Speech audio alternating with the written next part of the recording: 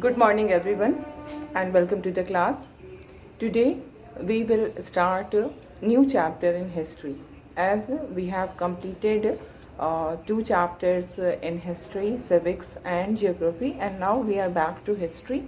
The third chapter will be started today, and before starting the third chapter you must have some recapitulation.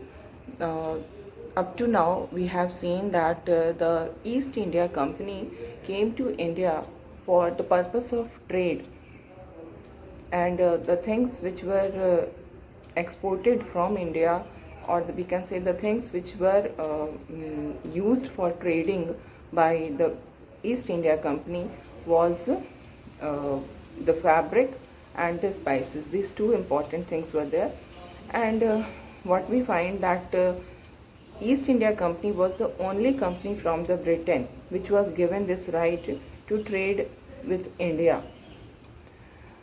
So it has a monopoly in the Britain. But if we see uh, other European countries, from other European countries, companies came in India also, like from French company was also there, then Dutch, Portuguese, all these were there in the India for the purpose of trading, because everyone was everyone wanted to gain more and more, because the things which were produced in India, like fabrics and spices, they were in a great demand in the European countries. So what their purpose was to purchase these things at the lowest prices, and so sell them in the European countries at the highest prices. So the difference will be their profit, है ना? But here one problem arose, that all the companies, they started competing with each other, because countries belonging to four companies belonging to four countries were there in our country, and all of them wanted that the price should be low.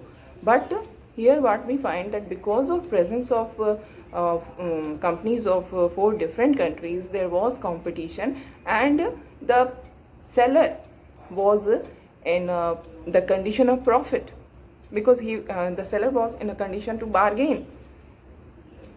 So now what we find, the main purpose of these companies was to eliminate this competition, and for the purpose of elimination of this competition, they started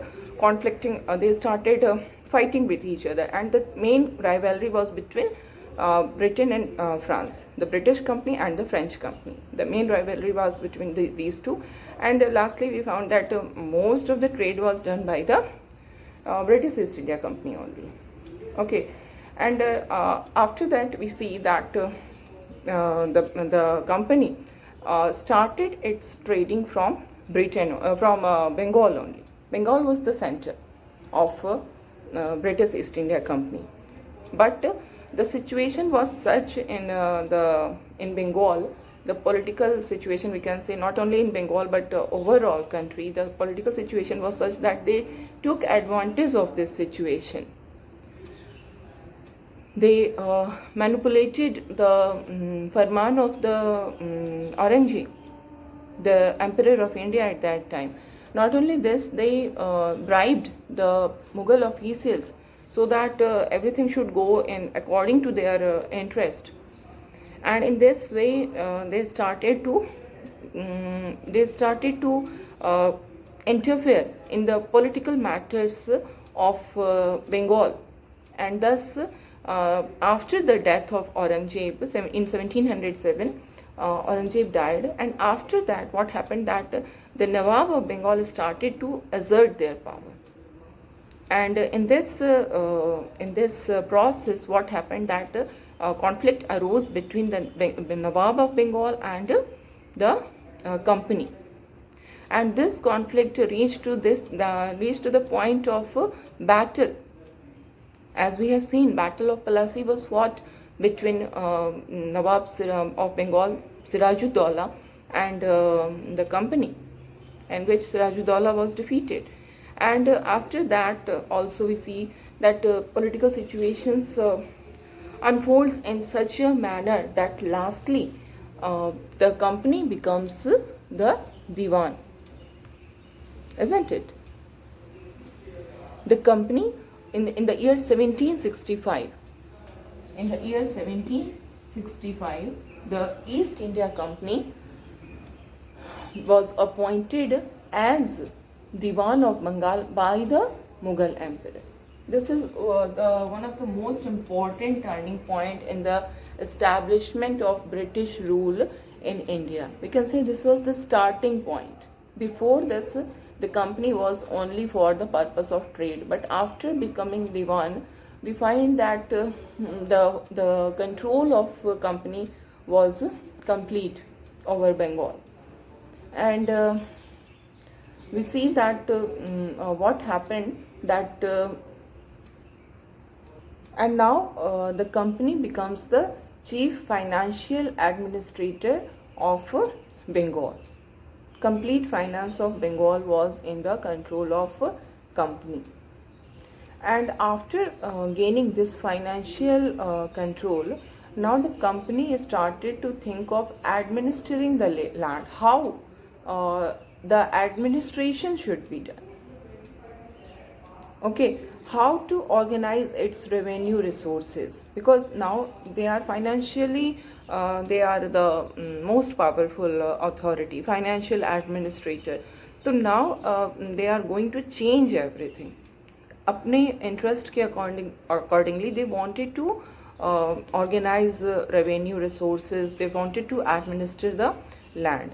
Okay, so what was their purpose? Their purpose was to raise the revenue, है ना? They wanted to raise the revenue to that level so that the whatever is the expense of the company that should be met with the revenue, है ना? तो जो भी company के expenses है उसको मीट करने के लिए दे वांटेड कि रेवेन्यू उनको मिलनी चाहिए, है ना?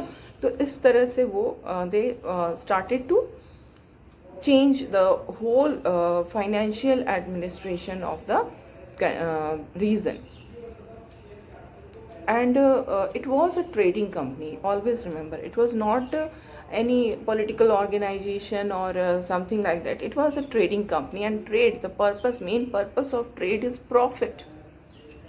So the trading company was very much eager to ensure that it could buy the products it needed and sell what it wanted.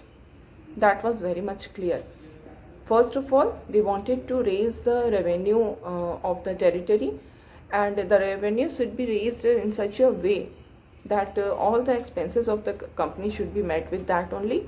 And the second thing was that there should not be any kind of restriction on any product they wanted to purchase, and there should not be any kind of restriction on any product they wanted to sell. Whatever they wanted to purchase, they should be free to purchase that, and whatever they wanted to sell, they should be free to sell that. This was their aim. Keeping these two aims in their mind, they have done everything. This is the background of our chapter, ruling the countryside. ठीक है? What was the aim? The aim was, you must understand, ये बहुत जरूरी है समझना. ठीक है? What was the aim of the company? The first aim was to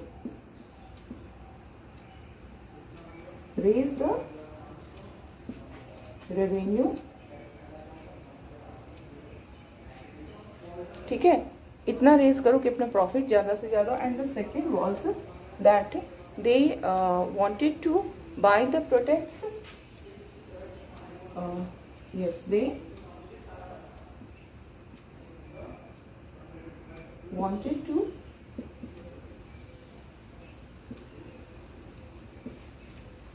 buy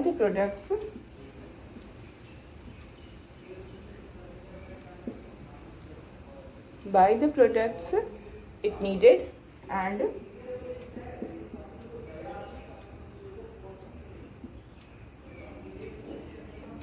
sell the products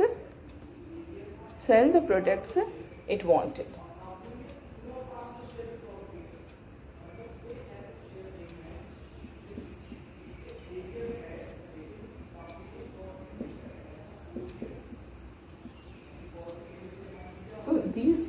aims were there. Okay, इन 2 एम को ही ध्यान में रखते हुए उन्होंने सारे काम किए.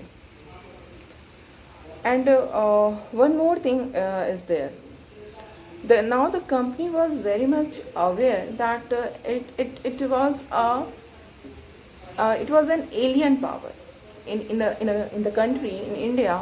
They are an alien power. Alien power means foreign powers, है ना. वो foreign powers हैं. People are not going to accept them very easily. So they knew that they needed some such policies so that it should be easy to pacify the people in the countryside. So what was their aim? Their aim was to control those who were locally powerful. Like if we are talking about countryside, we are talking about villages. In villages, who are the powerful? The zamindars are the most powerful at that time. Zamindars used to be the most powerful authority or the personality in a village. So they did not wanted to eliminate that zamindar, क्योंकि अगर वो zamindar को eliminate कर देते तो फिर उनके लिए जो पीपल थे, जो कॉमन पीपल थे, उनको कंट्रोल करना बहुत मुश्किल हो जाता.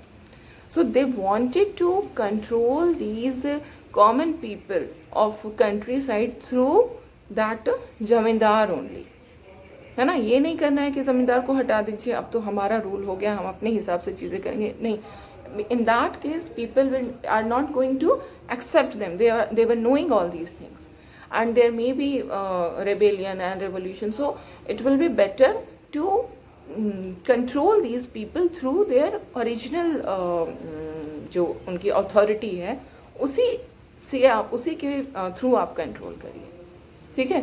तो और उस लोकल पावर को आप कंट्रोल करिए. The local power will be controlled by the east India company and this local power will control the people. So there is indirect control over the people. You can understand it. The first of all, it is a British company, है ना. Company is there.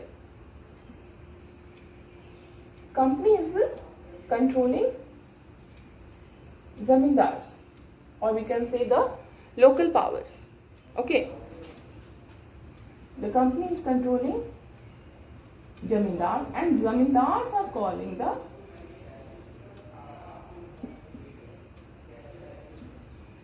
Common people, है ना. तो ये इस तरह से काम इनको करना था कि जमींदार के जो था they were used as a link between the company and the common people. ठीक है. जमींदार को एलिमिनेट नहीं करना है, लोकल पावर को बिना एलिमिनेट किए हुए उनके थ्रू ही इस कॉमन पीपल को कंट्रोल करना है. Okay. So this was the method of ruling the countryside. How to rule the countryside, कैसे रूल किया जाए, इसी तरीके से जमींदार को एक लिंक बना करके उन्होंने रूल करने का स्टार्टिंग किया. ओके. और in this way the company started to colonise the countryside. Ruling the countryside, the company started to colonise the people of the countryside, the people of the villages. The company started to organize revenue resources. The company started to redefine the rights of the people. Everything was changing.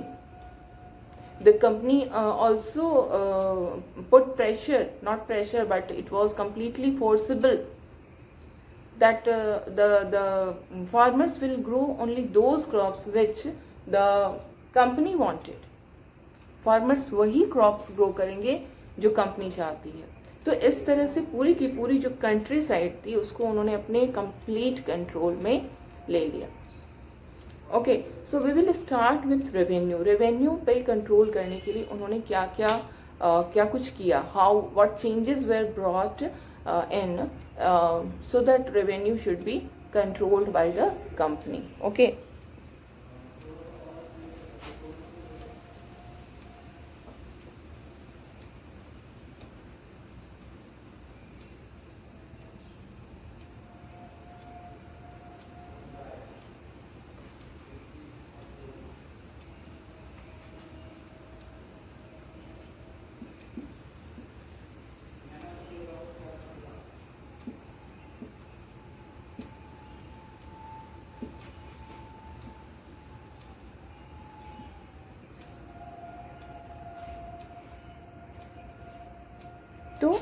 Company ने revenue के लिए क्या changes लाए?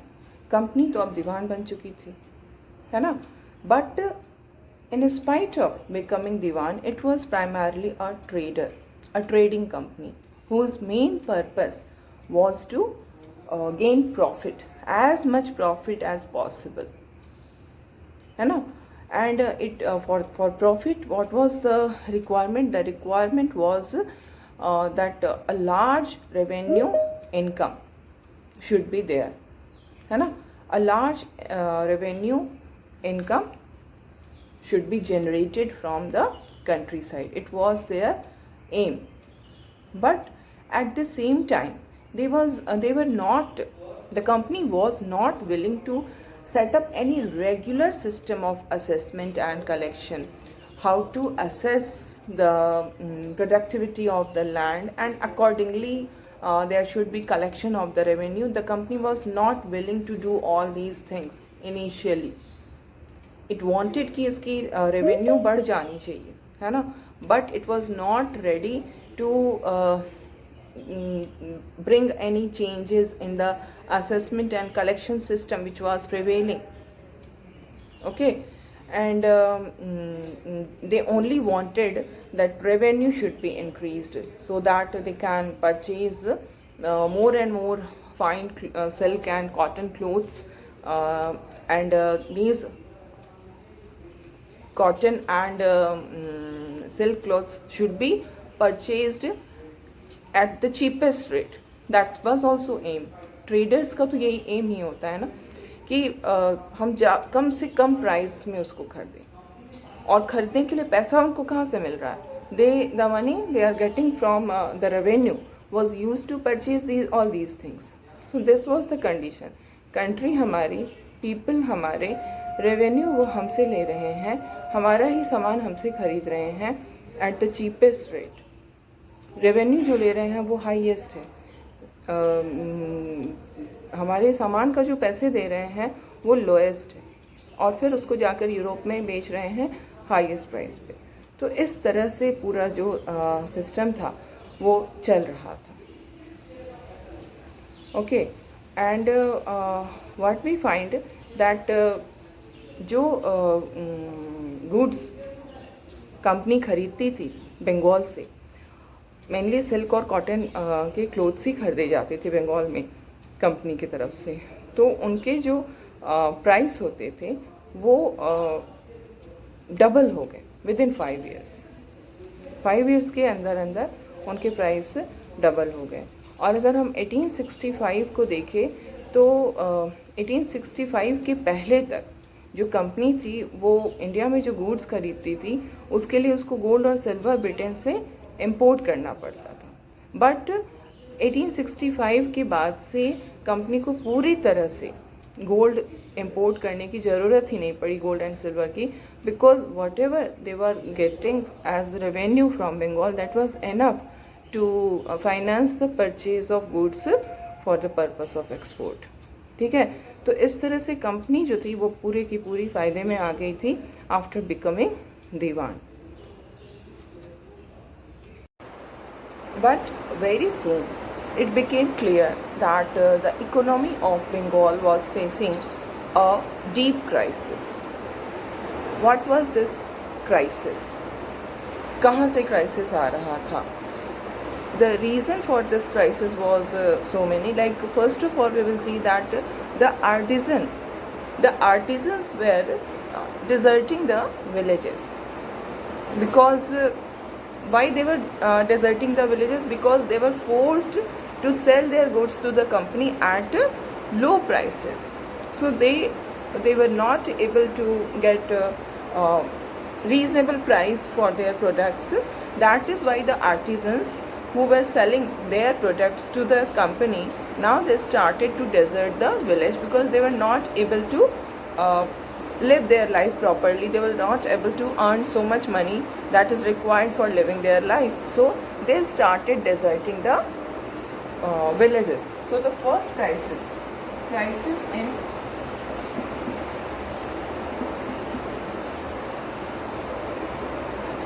Bengal economy.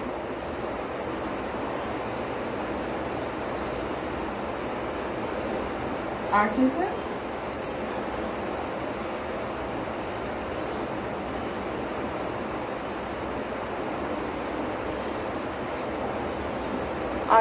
started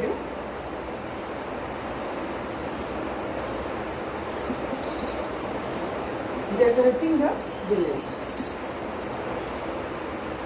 डेजर्टिंग मतलब भाई छोड़ के भाग चले जाना, छोड़ देना किसी भी प्लेस को, उसी को हम कहते हैं डेजर्टिंग. इसी के लिए एक और वर्ड होता है अबैंडनिंग. ठीक है, तो इस तरह से आर्टिसंस जो है वो छोड़ना शुरू कर देते हैं. एंड पीजेंट्स जो थे, peasants were also facing problem because they were not able to pay the dues which was demanded from them. So they were also in problem. Okay, so peasants were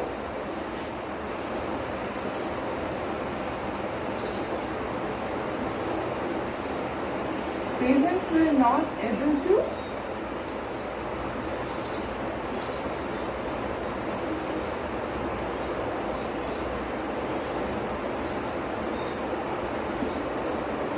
pay their dues, है ना. So these were the problems, and because of all these, because peasants were in problem, artisans were in problem. So what happened that the production of artisans, whatever they were producing, they started to decline. And not only this, the agricultural production also declined because both of them are not doing their work properly because they are facing problems. Artisans को लो price मिल रहा है तो वो अपना काम छोड़ के शहर भाग रहे हैं, गांव छोड़ रहे हैं. एंड नाउ जो भी वो प्रोड्यूस कर रहे थे, कॉटन क्लोथ्स, सिल्क क्लोथ्स, वो सारा बंद हो गया, कम हो गया, नॉट बंद बट कम हो गया, डिक्लाइन हो गया. इसी तरह से जो एग्रीकल्चरल प्रोडक्शन था वो भी कम होने लगा. It was the crisis in the economy of the Bengal. And then what happened that in the year 1770 a terrible famine came in Bengal, and in this famine more than 10 million people were killed in Bengal. You can just imagine 10 million, 10 lakhs in 1 million. So 10 million people were killed in the famine of 1770. So this is also one of the biggest reasons for the financial crisis that Bengal was facing in the 19th century. Okay, so terrible famine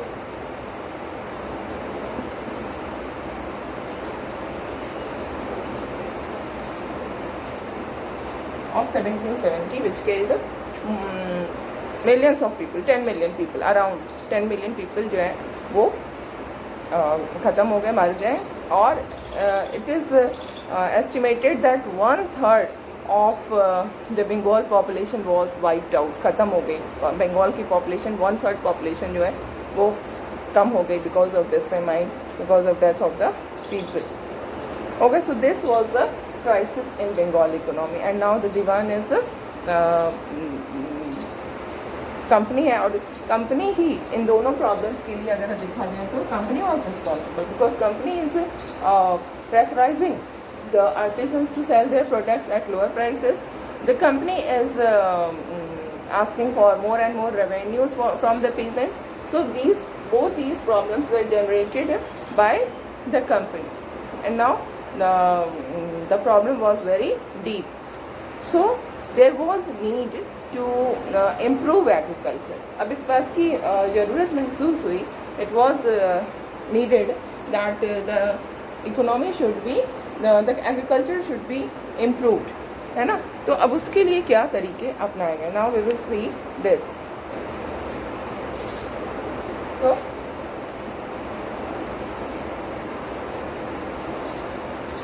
the need to improve agriculture.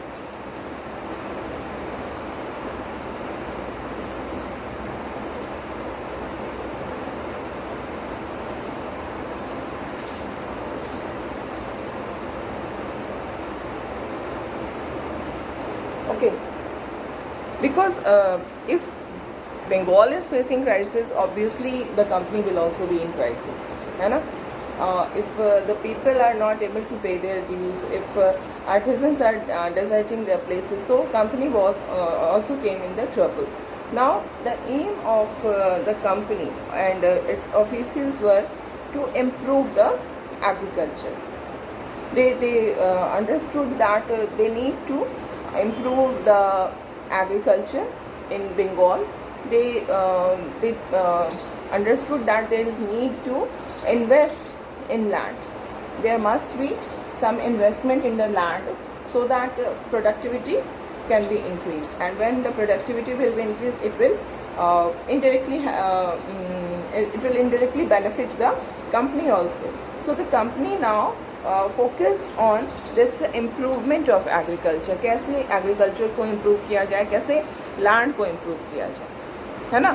And इसके लिए बहुत debates हुए, discussions हुए company के officials के बीच में. High level पे काफ़ी डिबेट्स एंड डिस्कशंस के बाद कंपनी ने एक नई शुरुआत की. The company started a new revenue system which is called the permanent settlement. Okay, the permanent settlement.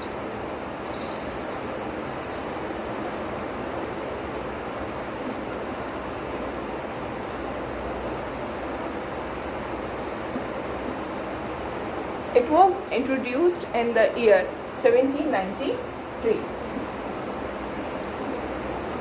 Okay, permanent settlement जो है उसके आपको टर्म्स को समझना है, बहुत इंपॉर्टेंट है ये. This is very important part of this chapter.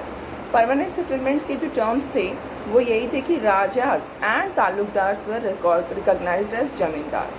ठीक है, जो राजा हैं, क्योंकि because we know the company was diwan, but still there were razas, there were taluqdars. तो जो भी इस तरह के हैं पावर होल्डिंग पोजीशंस, राजाज हैं, ताल्लुकदार्स हैं, उनको ज़मींदार के तरह से मान लिया गया. They are the zamindars. Okay, and now these zamindars were asked to collect rent from the peasants. ठीक है, the zamindars were asked to collect revenue from the peasants and pay this revenue to the company. ठीक है. Now the amount which was to be paid to the company was fixed permanently. जो company को amount देना है वो एकदम fix हो गया permanently, and that is why it is called permanent settlement. It's not that the amount will keep changing. This year the amount is, जो revenue लेना है कंपनी को, जो रेवेन्यू मिलेगी उसका अमाउंट को बिल्कुल भी फिक्स कर दिया गया. There can not be any change in that amount. Okay, and now we see that it was not to be increase in future. Future में इसको इंक्रीज नहीं करना है. और इसके पीछे जो मेन पर्पस था, what was the purpose behind doing this. सबसे पहले तो आप ये समझ लीजिए, इसको अगर लिखेंगे तो ज़्यादा सिस्टमैटिक हो जाएगा आपके लिए समझना. Zamindars, who were zamindars? The Rajas and the Talukdars, they were recognized as zamindar, and these zamindars were given the duty of collection of rent from the peasants. Okay, these zamindars will collect revenue from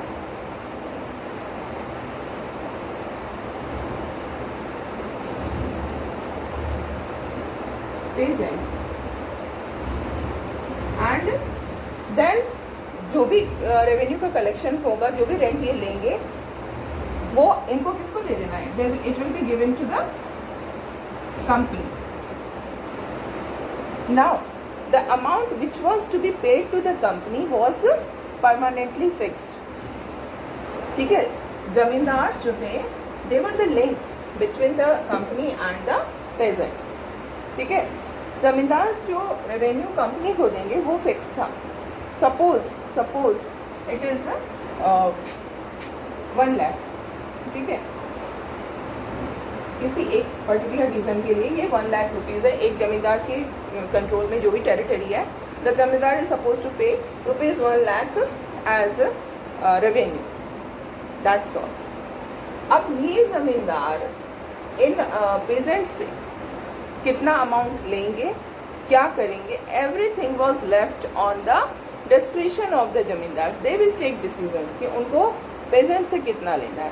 suppose अगर वो peasants से they are able to take more and more money from the peasants, तो who will be in the benefit?